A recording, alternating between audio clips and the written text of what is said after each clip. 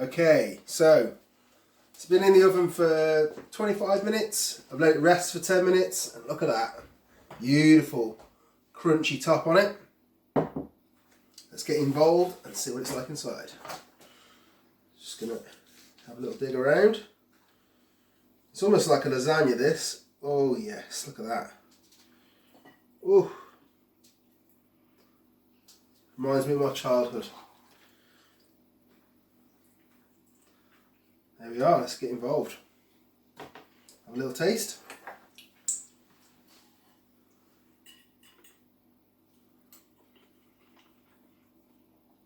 That is awesome. Give it a try. Adam Pennell's pasta shells. Hope you enjoyed it.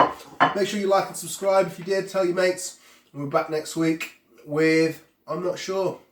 Haven't decided yet. If you've got any ideas, if there's something you'd like me to try and turn into a vegan dish.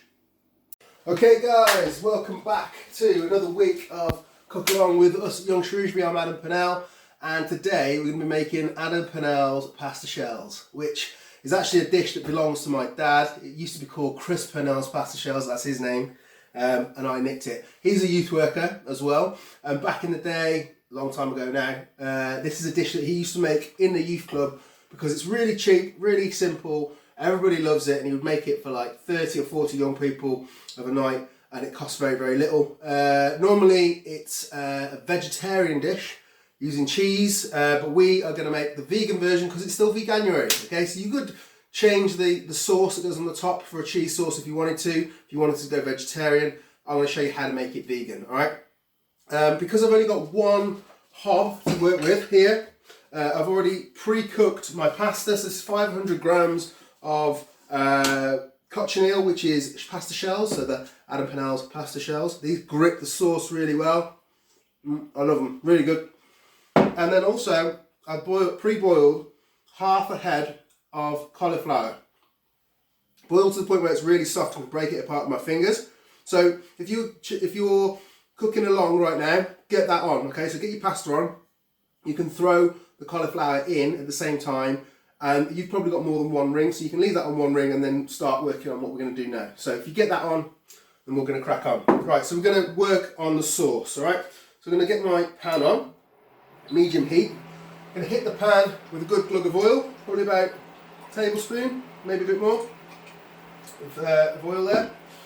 And then we are going to go in with, first of all, onions. It always starts with onions, you're probably getting used to that now. But, so we're going to just chop these fairly coarsely. They're going to break down in the sauce. So I'm just going to go as usual. I've actually done it how I don't usually do it there. So what we need to do is take the top off, peel it back, slice along. I'm doing it the wrong way for you guys. That way, all the way to, not quite to the end, and then across. And because of the layers, it just breaks up into nice sizable pieces for your mouth. Do the second one. That oil's already spitting at me, so oils will be nice and hot. Okay, chop long and across. So you just sort of chopping it into sort of centimetre cubes. Go for the second onion. Get a bit of flavour in this sauce. Okay. This does not take long, guys. This is a really, really simple dish to do, and really packs some flavour. It's great. It's one of my favourites. I haven't made it for ages, actually, so when I thought about making it with you guys today, it's quite excited me. Something I used to have almost weekly for my dinner, because my dad is a great cook, but he only makes certain dishes, and this is one of them. He doesn't like to experiment like myself. Right, okay, so my onions are chopped, like that. They're going to go into the pan. Sizzle is a good sound. You don't want them absolutely ferocious, but at the same time you want to cook them down. As always, as I say to you, what we're trying to do is reduce the moisture in those onions, so a little pinch of salt will help to do that. So get some salt in at this stage, alright? Then we're going to go in for the garlic. We're going to go in for, I've got four small cloves here. Okay, I'm going to chop it all. I'm going to use most of it in this sauce. I'm going to save a little bit for, we've got two sauces to make today. We're going to make this this is the tomatoey sauce, and then we're going to make a cheese sauce as well, or a baked cheese sauce. So you need to pack some flavour in. So as always, side of the knife, pop your garlic cloves open. You do them all one after another. I've actually got 5 there. 3, 4, 5, whatever. Okay, and then we're going to just peel off the skins, as I've shown you in many of the videos before. If you just joined us today, I'm sorry, but basically we're just bashing the garlic, and it helps to peel it because the skins just fall away once they've been crushed in the skins. Alright, so keep an eye, while you're doing that, always keep one eye on the pan, or even if you've got 2 pans going now, keep an eye on the pasta as well. You don't want to cook the pasta too much because it's going to cook in the oven as well. So if you cook it too much, then it'll end up as mush. So we're going to want it to be what we call, the Italians call al dente, which means that when you bite it, it's almost there, but it's still got a little bit of rubberiness to it because it's going to continue cooking in this sauce here. Alright, so chop with the seesaw method, hand on top of the knife, backwards and forwards, chop up your garlic until it's nice and small. We're not going to get big nasty pieces of garlic in anything. Okay. Alright. Do that. Keep scraping it up. Right, we are there. I'm going to use 2/3 of that, save that little pile there for the other sauce. So that is going to go into the pan. Move it round again. Now garlic burns quite quickly, so as soon as the garlic goes in, these onions are starting to sweat down nicely. When they start to go see-through, translucent, it's a good time to put your garlic in. And then shortly after that, I'm going to follow it with a tin of chopped tomatoes. Excuse me, getting in the air in here. Okay, then we're going to clean our can out with just half, again, water. Right, get rid of that, into there. Might look quite watery at this point, but it's going to reduce back down, and you're going to continue to cook all of that. Whoops, slopping it all over the place here. Going to continue to cook all of the pasta in it as well. Okay, so into there now. I'm going to go with some black pepper, about a teaspoon of black pepper, another pinch of salt, like so, a tablespoon of dried mixed herbs, like that. You can put a pinch of sugar in at this point if you want to. You want to just sort of sweeten it up a little bit. And then finally, that's going to be looking quite thin and quite sort of a bit diluted because of the water. So what we're going to do is top it up with a good, at least a tablespoon, maybe a tablespoon and a half of tomato puree as well. Okay, whoops, that's gone in. That's the rest of my tube, but that's fine. Okay, I'm just going to work that all together. Have a little taste. So, it should taste like pizza sauce. Very simple, very, very simple sauce this. Okay.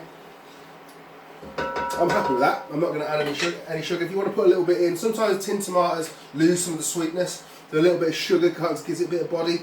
I'm watching the waistline, so I'm not going to do that today. So now that sauce is ready, that's how quick it is. Okay.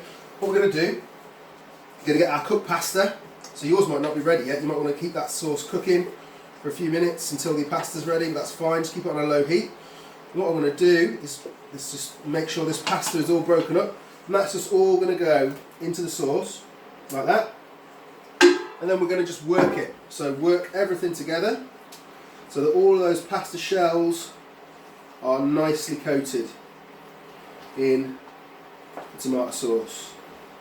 And if you feel like you need a little bit extra tomato puree, if it's not looking very appetizing or it's a bit too wet, then you can do that, but this looks about right. So you just want a nice light coating, but just spend a bit of time making sure that that sauce grabs hold of all that pasta, gets right inside all of the cups. It's like they are like little cups, these shells. So it's great to sort of spend a bit of time just working it all together. which we have now done. Sweet. Alright, so we've got the pasta's done now. Okay, we put that to one side. Now, we'll turn that off for a sec. It's getting, something burning. Don't know what's burning in here, but it is. Shh. Stop. Right, thank you. Okay, next part. I'm going to take a separate pan. So now, once your cauliflower is nice and soft and cooked, you pop it into the saucepan, okay, like that. Good bit of oil in there. Maybe a tablespoon. We're going to go with a teaspoon of smoked paprika in there. Okay. And some salt and pepper. And maybe just a little splash of your oat milk. We're going to use a lot more of this in a minute, but just give it a little splash at this point. Okay. Now, hopefully you've all got a potato masher. Great little bit of kit. What we're going to do is going to mash that cauliflower down. Okay. We're going to work it so it becomes like a paste. Okay. Just going to work that together, and you'll find it will break down quite quickly. And then to get it smoother, you're always going to have some kind of little lumps in this. Imagine this is almost going to be like a pimped up cauliflower cheese. Okay, so use a spoon once you've mashed it so far to mush it up into a paste like this. Okay, it's working it together to break it down. You're always going to have some lumps, but that really doesn't matter. All right. At this point, we're going to add that garlic in as well. Okay, so the leftover garlic goes in. Alrighty. So that is that done. Now, once you've got that mashed up, we're going to get it back on the heat. So get your pan back on, start to fry that off a little. Okay, and this is going to become the sauce. Okay, so the next thing we're going to add. Now this is quite an interesting ingredient. This is called nutritional yeast. Now, when vegans try and make things cheesy, this is what they use. It's like, it's nutritional yeast. I couldn't give you too much more information on it, but it's good for you, and it's got kind of like cheesy, earthy flavour, which is going to add a lot to the sauce. So we're going to go for 2 spoons of nutritional yeast in there, 2.5, because I'm feeling generous today. And then, I forgot what I'm doing. I'm going to mix that in, so that will work into your cauliflower paste, if you like. You'll smell it straight away. It's like kind of got a cheesy flavour. Right, and then we're going to go in with some soy sauce, which I forgot this week. That's what I've forgotten this week, guys. Soy sauce, always forget something. 1 second. Okay, soy sauce. We're going to go for about a tablespoon of soy sauce in there. 1.5 tablespoons maybe. These are all good flavours for sort of making this sauce nice and rich. And then we're going to go in there with around about half of your, or 500 mils of oat milk. Okay, now this is going to get quite loose, quite soft. It's about halfway. Stop. So what we're going to do now, I'm going to work all that together, and it'll look a bit, won't look much like a sauce at all, to be honest, at this point. So what we've got to do is get some corn flour. Okay, so you want 2 big spoons corn flour into a little bowl. Just get that open. 1 and 2. Okay. Now you're going to take a little bit more of your milk, just a splash, like that. Okay, and then mix that corn flour together like this until it becomes a paste. Okay, like so. So it might take a few minutes just to scrape it right along the bottom of the bowl, make sure none of it sticks. Sometimes you'll find that the liquid will sit on top and there's still loads of powder underneath it. So you see how I'm scraping the back of the spoon backwards and forwards in the bowl, make sure, and you end up with like a kind of thick sauce, which this stuff will transform that liquid into something that's actually like thick and like a sauce. Because at the moment, yours should be looking, it's like tea basically, that consistency. It does not, got no thickness whatsoever. This is what's going to thicken it, alright? So we're going to drop that. So if you're still on a heat, for cornflour to actually do anything, the liquid needs to almost come to a boil at least. So if it's cool and you put cold milk in there, it's not going to be hot straight away. So we're just going to spend a few minutes just working that cornflour. Just keep stirring it into your sauce. Okay, and it kind of looks like nacho cheese now. It's got the kind of orangey colour. It's worth at this stage having a little taste, even if it's liquidy. That really ain't bad, you know. It's tasty.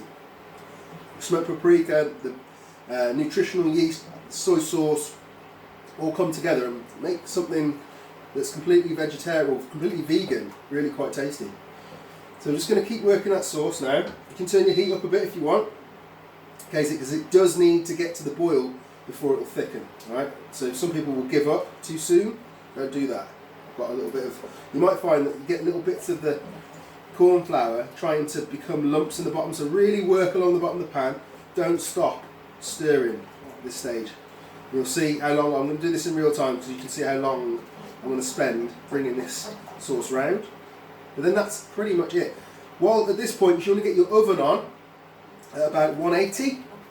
Okay, get it up to temperature so that when this sauce is ready and we can put this dish together for the final bit, you can pop it straight in the oven and then you can chill for a bit. So I'm just going to keep working that, and it's starting to thicken up now. See it? And this is the important part. We'll just keep moving that sauce around. Don't let it sit, because if you do, you're going to end up with thick bits on the bottom, which you don't want, right? So just keep working it. Just keep making sure when you stir, you're covering every inch of the bottom of that pan, backwards and forwards with that spoon. And now, look at the difference. That is so much thicker than it was a few minutes ago. It does have those lumps in it from. If you've got a blender and you want to put this through a blender, that will make it even smoother, but I figured a lot of you maybe don't have one. So doing it with a masher is fine. It's just you're going to have some very small lumps of cauliflower in it. If you like cauliflower cheese, then you're going to absolutely love this, and it won't make any difference, those lumps, just extra texture. Right, now that is a lovely thickness. It's changed entirely. So I'm going to stop that now. Okay, we're going to move back to the pasta, which is already in the bowl. This is the oven dish, so you should have put your pasta now, I forgot to mention, into something that can go in the oven. So if you put it into just a normal saucepan, put it into a lasagna dish or something similar, okay? But this can go in the oven, so that's fine. So all I'm going to do now is just gently pour my sauce all over the top of the pasta. Alright, that's looking sweet. Lovely job. Okay, so now to finish that off, I should put that there because it was going to start beeping at me. I've got some breadcrumbs. Okay, so I'm going to